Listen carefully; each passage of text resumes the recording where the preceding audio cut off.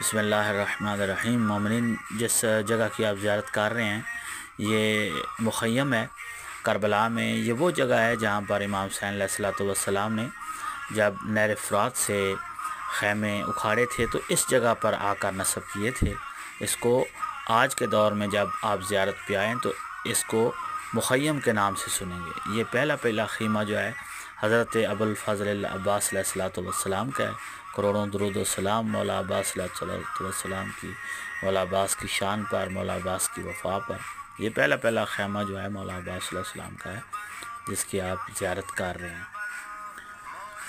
السلام علیکم یا اہل بیت النبوہ۔ اور یہ جو آپ جگہ دیکھ رہے ہیں یہاں پہ خیمے لگائے گئے تھے اور دونوں سائڈ پہ یہ جگہ بنائی گئی ہے زیارت کے لیے،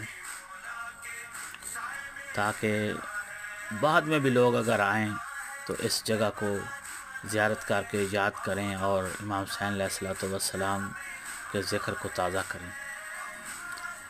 اللہم صلی علی محمد و آل محمد۔ یہ جو خیمہ ہے یہ امام حسین علیہ الصلوۃ والسلام کا ہے جس کی آپ زیارت کر رہے ہیں۔ یہ سات مومنین دعاؤں میں، عبادات میں، مناجات میں مصروف ہیں۔ یہ خیمہ جناب زینب سلام اللہ علیہا کروڑوں درود و سلام بی بی کی شان پر اور بی بی کی قربانیوں پر۔ یہ خیمہ جو آپ دیکھ رہے ہیں یہ امام زین العابدین علیہ الصلوۃ والسلام کا اس جگہ پہ خیمہ نصب تھا۔ یہ آپ اندر سے بھی زیارت کر سکتے ہیں۔